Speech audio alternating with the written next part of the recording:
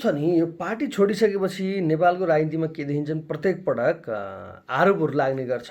कुनै कुनै पार्टीले दोस्रो पार्टीले उसलाई किनेको, पद लोलुप भएको, अवसरवाद यस्ता यस्ता यो पुराना आरोपहरू नै हुन् होइन। त सैद्धान्तिक रूपमा अलिकति विवेचना गर्दाखेरि चाहिँ मैले सुनिल थापा निकट केही उहाँका चाहिँ नेता कार्यकर्ताहरूसँग संवाद गरेको थिएँ र उहाँहरूले चाहिँ के भन्नुभएको छ भन्दाखेरि युएनडिपीमा काम गर्दाखेरि यहाँले अघि पनि भन्नुभयो युएनडिपीमा काम गर्दाखेरि उहाँको धेरै पश्चिमा साथीहरूसँग सङ्गत भयो र पश्चिममा चाहिँ मूलतः डेमोक्रेसी राजतन्त्र बाहेक पश्चिमले चाहिँ अब युरोपमा एउटा लामो समय राजतन्त्रको विरुद्धमा डेमोक्रेसीले एउटा सङ्घर्ष गरेको छ र पुँजीवादलाई स्थापित गर्ने सामन्तवादको विरुद्धमा पुँजीवादलाई स्थापित गर्ने कार्यमा पश्चिमको विश्व इतिहासमा ठुलो योगदान छ र मूलतः गणतन्त्र राजनीतिक पुँजीवादको एउटा राजनीतिक एजेन्डा हो। गणतन्त्र धर्मनिरपेक्षता पनि त्यसको एउटा लामो इतिहास छ। युरोपमा चाहिँ सेकुलरिजमको एउटा लामो इतिहास छ जसले चाहिँ राजतन्त्र विरुद्ध लडेर या धार्मिक त्यहाँको क्रिस्चियनिटी विरुद्ध लडेर धार्मिक राज्य विरुद्ध लडेर उनीहरूले चाहिँ त्यहाँ एउटा चाहिँ सेकुलरिजमको मुद्दालाई लिएर आए र चाहिँ सङ्घीयता पनि अधिकार डिस्ट्रिब्युसनको कुरा पनि युरोपबाटै आएको। यो तीनवटै मुद्दाहरू चाहिँ बढी युरोपबाटै या युरोपियन या पश्चिमा समाजबाट विकसित भएका मुद्दाहरू र त्यो उदारवाद र लिबरलिजमबाट चाहिँ अलिकति प्रभावित मुद्दाहरूलाई चाहिँ उहाँले पश्चिममा जागिर खाँदाखेरि उहाँहरूको सरसङ्गतबाट नै उहाँ त्यसपट्टि गाइडेड हुनुहुन्थ्यो। सूर्यबहादुर थापाभन्दा पनि बढी चाहिँ प्रगतिशील भएर उहाँ चाहिँ यसमा अगाडि हुनुहुन्थ्यो। त्यस कारणले उहाँले आफू अनुरूपको पार्टी नेपाली कङ्ग्रेसलाई रोज्नुभयो। यो ट्रेडिसनल विचारहरूलाई छोडेर चाहिँ समात्ने पार्टीभन्दा आफू अनुरूपको पार्टी रोज्नुभयो भनेर उहाँको कार्यकर्ताहरूले भन्नुभएको छ। यो कुरामा कति सत्यता छ? पहिलो कुरो त अब उहाँ युएनडिपीमा काम गर्दा त्यहाँका चाहिँ युरोपियन मुलुकहरूसँगको प्रभावमा उहाँले यो निर्णय लिनुभयो होला भन्ने जुन चाहिँ अहिले विश्लेषण हुँदैछ अथवा त्यसमा असत्य छ भनेर मैले भन्न सक्दिनँ। सत्यता हुनसक्छ। मैले त्यतातिर चाहिँ अब वास्तवमा अब आफूलाई थाहा नभएको कुरा अब कतिपय विदेशी प्रभावको आधारमा नेपालमा युरोपियन युनियनकै प्रभावमा धर्मनिरपेक्षता लागू हो भन्ने कुराहरू छ। बाह्य प्रभावै राज संस्था गयो भन्ने कुराहरू छ। त्यसले गर्दा अब सङ्घीयता पनि बाह्य प्रभावबाटै चाहिँ के अरे निर्देशित छ भन्ने कुराहरू त हामीले उठाउँदै आएका हौँ र नेपाली जनताको माग होइन मुद्दा होइन हामीले भनेका छौँ। तर एउटा कुरो चाहिँ के बुझ्न जरुरी छ भने जस्तो युरोप भन्दैमा युरोपमै पनि राज संस्था भएका मुलुकहरू छन् र युरोपमै पनि चाहिँ के भन्दा विश्वभरि चाहिँ धर्मसापेक्ष राज्यहरू छन्। जस्तो हो हामीले धर्मसापेक्षताको कुरा गरिरहँदा 70वटा भन्दा बढी देश क्रिस्चियन राष्ट्र भनेर धर्मसापेक्ष क्रिस्चियन राष्ट्र छ। 40वटा भन्दा बढी देश मुस्लिम राष्ट्र छ। 10वटा भन्दा बढी देश बुद्धिस्ट राष्ट्र छ भने हामीले भनेको के भने धार्मिक स्वतन्त्रता सहितको चाहिँ के अरे हिन्दू राष्ट्रको पहिचान कायम गरौँ। विश्वको एकमात्र हिन्दू राष्ट्र बुद्ध जन्मेको देश सगरमाथाको देश भन्ने जुन पहिचान हो त्यो कायम गरौँ भन्ने हाम्रो मान्यता हो। अब रह्यो राज संस्था हुने बित्तिकै चाहिँ त्यो देश के निरङ्कुश हुन्छ भन्ने कुरा होइन। विश्वमा अहिले पनि राज संस्था भएका देश प्रजातान्त्रिक छन्, सुदृढ छन्, समृद्ध छन्। तर नेपालमा त राज संस्था निरङ्कुश हुन थालेपछि राज संस्था संवैधानिक हुन्जेलसम्म त राज संस्थाप्रति धेरैको अब्जेक्सन थियो भन्ने लाग्दैन? राजा अब जस्तो 46 सालको परिवर्तनपछि वामपन्थी गर्ने र चाहिँ यो विद्रोहलाई चाहिँ ठिक ठाउँमा ल्याउने भनेर चाहिँ 3 वर्षमा म सबै कुरा गर्छु भनेर गरिएको सकारात्मक प्रयासलाई सबै दलहरू र बाह्य प्रभाव जस्तो हामीले के बुझ्नुपर्छ 47 सालको चाहिँ संविधानलाई नेतृत्व गर्ने र संविधान ल्याउने त काङ्ग्रेस एमाले नै हो नि त। त्यो संविधानमा भएका व्यवस्था र त्यो आफैले बनाएको संविधान बिपीको विचारलाई छोड्ने काम र विदेशी प्रभावमा माओवादीको एजेन्डा गणतन्त्र धर्मनिरपेक्षता सङ्घीयतामा जाने काम चाहिँ नेपाली जनताको चाहिँ के भन्दा चाहिँ को आधारमा भन्दा पनि विदेशीको प्रभावमा भएको भन्ने कुरा त अहिले स्पष्ट भएको छ। अब रहेको कुरा के भने नेपालको जस्तो राजाले पनि के भन्छ आज ज्ञानेन्द्र जति प्रजातान्त्रिक त अरू रहन्छन् भन्ने अहिले स्पष्ट भएको छ। किनभने कुनै पनि देशमा प्रेस सम्मेलन गरेर जनतालाई आवश्यक छैन भने म बाहिर बस्न तयार छु, जहिले जनतालाई आवश्यक पर्छ म फेरि नेतृत्व गर्न तयार छु भनेर बाहिर बसेको चाहिँ के भने राजा प्रजातान्त्रिक अहिले चाहिँ एउटा सानो पद पनि छोड्न नसक्ने, त्याग्न नसक्ने र पदको लागि जे पनि गर्ने नेताहरू चाहिँ प्रजातान्त्रिक भनेर अब चाहिँ खोज्नुपर्ने, जनताले विश्लेषण गर्नुपर्ने अवस्था छ। र अब विश्वमा पनि राज संस्था भएका धेरै प्रजातान्त्रिक देशहरू छ, जस्तो बेलायत नै पनि, बेलायत अहिले के अरे राज संस्था भएको प्रजातान्त्रिक देश हो र बेलायतको महारानीलाई चाहिँ के अरे राष्ट्र प्रमुख मानेर चाहिँ के भन्दाखेरि चाहिँ क्रियाशील भएका धेरै देशहरू छन्। र अब त्यति मात्रै होइन, तपाईँको पार्टीको एजेन्डा चाहिँ राजनीति र भूमिका विहीन सेरेमोनियल संवैधानिक राजतन्त्र नेपालमा हुनुपर्छ भन्ने हो।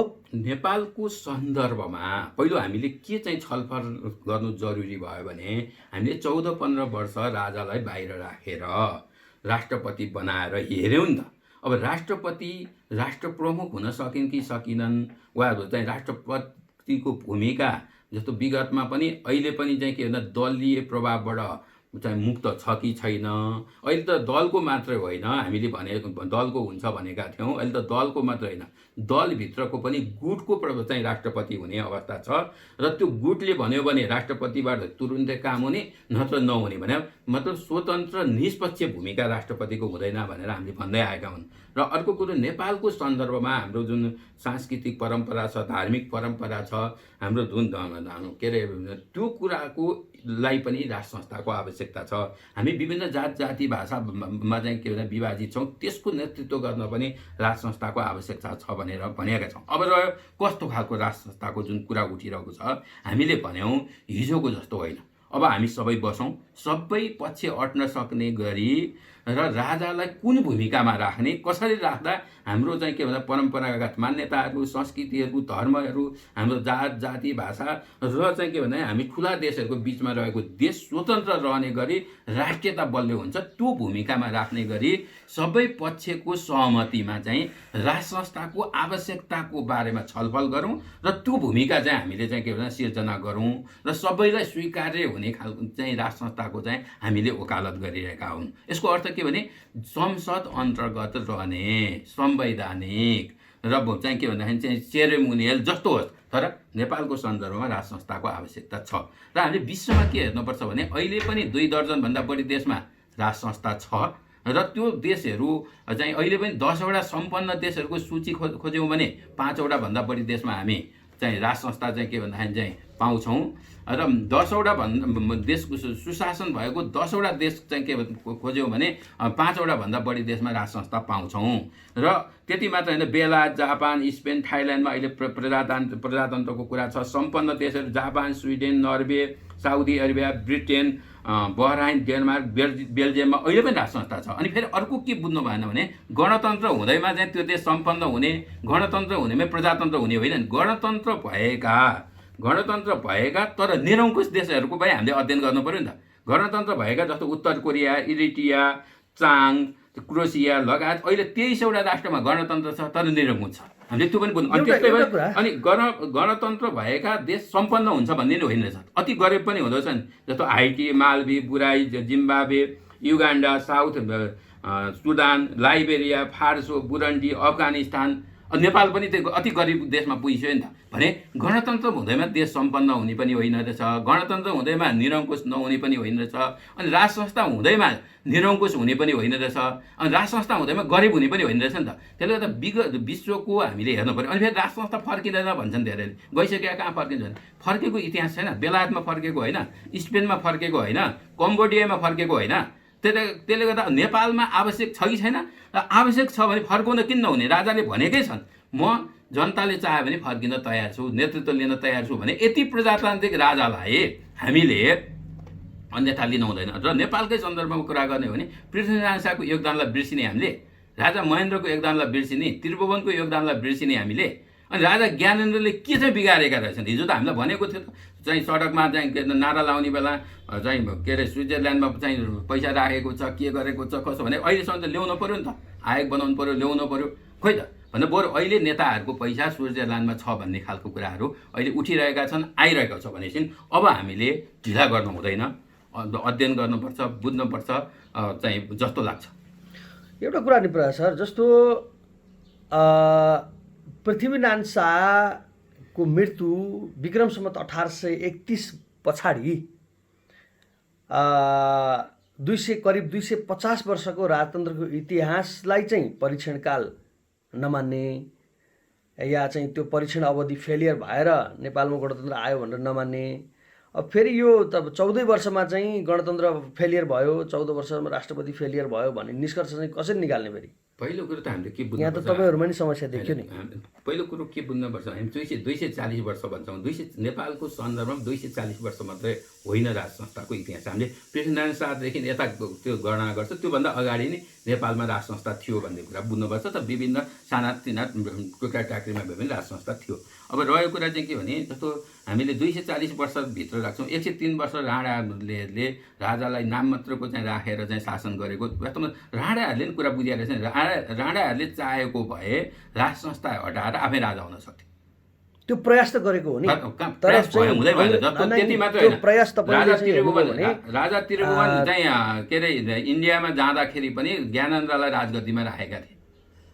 नै जङ्गबहादुरले श्री 5 भन्दा माथि श्री 7 राख्न खोजेका थिए, तर तत्कालीन अङ्ग्रेजहरूले त्यो कुरालाई अस्वीकृत गरेपछि र चाहिँ अङ्ग्रेजहरूले नै राज संस्थालाई चाहिँ एउटा चाहिँ त्यति बेलाको फेरि प्रणाली कस्तो थियो त भन्दा राजा नभएको राज्य हुँदैन भन्ने खालको कुरा थियो।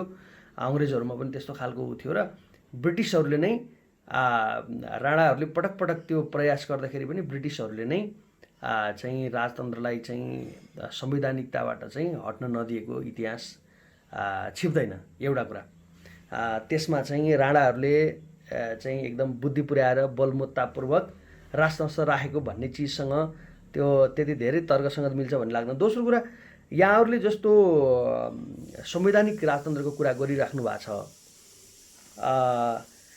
गिरिजाप्रसाद कोइरालाको आत्मवृत्तान्त पढ्यो भने र उहाँले एउटा अन्तर्वार्तामा भन्नु पनि भएको छ र ज्ञानेन्द्रले पनि त्यसको सङ्केत गर्नुभएको थियो कि अहिले तपाईँले राजगद्दी छोडिदिनुहोस् भनेको र पछि चाहिँ गिरिजाप्रसाद कोइरालासँगको जेन्टल एग्रिमेन्टलाई ज्ञानेन्द्रले सम्झाउँदाखेरि र गिरिजाप्रसाद कोइरालाले विराटनगरमा गएर बोल्नु पनि भएको थियो कि नेपालमा बेबी किङ चाहिँ राख्नुपर्छ, बेबी किङ सहितको राज संस्था हामीले मास्नु हुँदैन भनेर गिरिजाप्रसादको प्रयत्न त्यतापट्टि देखिन्छ।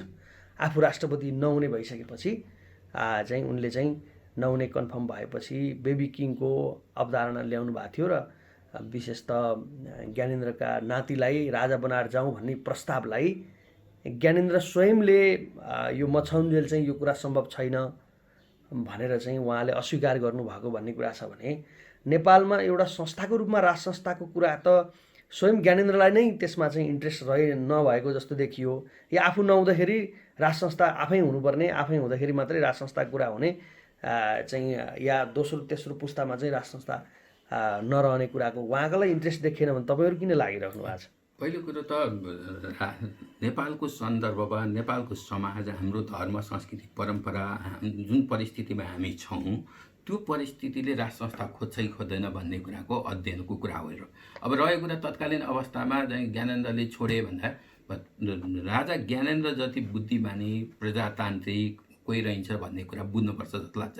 तत्कालीन अवस्थामा त बाह्य प्रभावमा हो भन्ने कुरा त हामीले कसरी बुझ्नुपर्छ भने, जस्तो 62-63 को परिवर्तन राजाकै सम्बोधनबाट अन्त्य भयो र 2064 जेठ 4 गते पहिलो प्रतिनिधि सभाको घोषणामा राजाको जेठो सन्तान राजगद्दीमा बस्ने र राजाको सम्पत्तिमाथि कर लाउने भन्ने घोषणा भएको छ। यसको अर्थ के बुझ्नुपर्छ भने 62-63 को परिवर्तन पछाडि पनि र जेठ 4 गतेसम्म पनि आउँदाखेरि पनि जुन घोषणा चाहिँ प्रतिनिधि सभाको रह्यो त्यो घोषणाले नेपालमा राज संस्था रहने भन्ने स्पष्ट छ। पछिल्लो चरणमा अहिले तपाईँले उठाएको जस्तै गिरिजाप्रसाद कोइरालाको बीपीको मान्यताबाट विचलन, आफू पहिलो राष्ट्रपति हुने लोभ र बाह्य प्रभाव र यहाँका उग्र दक्षिणपन्थीहरूको दबावको कारणले वास्तवमा चाहिँ के भने नेपालमा राज संस्था गयो। र अहिले हामीले हेर्ने भनेको त के भने 14-15 वर्षको चाहिँ अवधिमा हामी कहाँ पुग्यौँ? कुन बाटोबाट हामी अगाडि बढ्न खोजिरहेका छौँ, हाम्रो मान्यताहरू कहाँ छन्, हाम्रो परम्पराहरू कहाँ छन्, हाम्रो संस्कृतिहरू कहाँ छन्, बाह्य प्रभाव कति रहेको छ, नेपाली जनताले खोजेको समृद्धि हामीले प्राप्त गर्न सक्यौँ कि सकेनौँ, त्यो बाटोमा हामी छौँ कि छैनौँ, यी सबै कुराको मध्यनजर गरेर अब आवश्यक छ कि छैन भन्ने कुरा, राज संस्था आवश्यक छ कि छैन भनेर छलफल गर्नु पर्यो। त्यसले गर्दा उहाँले भन्नुभएकै छ, हिजो जे भए पनि अहिले पनि जनताको चाहना भयो भने म चाहिँ नेतृत्व लिन तयार छु भनेर भन्नुको अर्थ के भने त्यति प्रजातान्त्रिक राजालाई हामीले अब छलफल गर्ने कि नगर्ने भन्ने कुरा चाहिँ महत्त्वपूर्ण कुरा हो नि त। अब आवश्यक छ कि छैन भन्ने कुरा महत्त्वपूर्ण कुरा हो।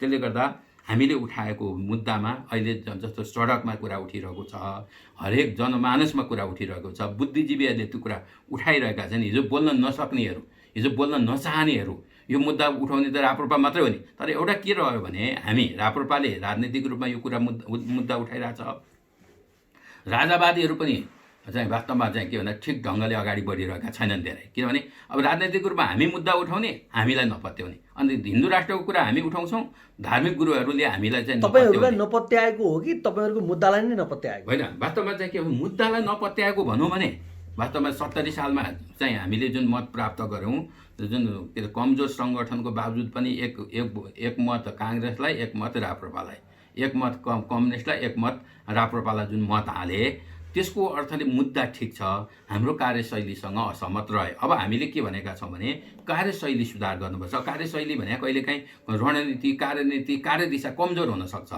त्यो कमजोर हुनुको अर्थ मुद्दा कमजोर हुनु होइन। त्यसले गर्दा हाम्रो मुद्दा ठिक छ, हामीले केही कार्यशैलीहरूलाई, कार्यदिशाहरूलाई, कार्यनीतिहरूलाई परिवर्तन गर्नुपर्छ। र अब राजावादीहरू, धार्मिक क्षेत्रका मान्छेहरूले पनि वास्तवमा चाहिँ के भन्दा विकल्प छैन। राजनैतिक रूपमा हटाएका मुद्दालाई राजनैतिक रूपमै मात्रै स्थापित गर्न सकिन्छ। संसदले हटाएको चाहिँ के भन्दाखेरि चाहिँ हिन्दू राष्ट्रको पहिचानलाई, संसदले हटाएको राज संस्थालाई संसदबाट मात्रै स्थापित गर्न सकिन्छ। त्यसले गर्दा राप्रपा हो, अब यसका केही कमी कमजोरी छ, असहमति छ भने चाहिँ बसेर छलफल गरेर अगाडि बढ्न सकिन्छ। र मलाई लाग्छ अहिले जुन कुरो चाहिँ जस्तो चाहिँ हाम्रो सुनिल थापाजीले केही अर्को मैले जोड्नै चाहेँ, केही कुरा उठाउनु भएको छ जस्तो समावेशी भएन भन्ने कुरा होइन।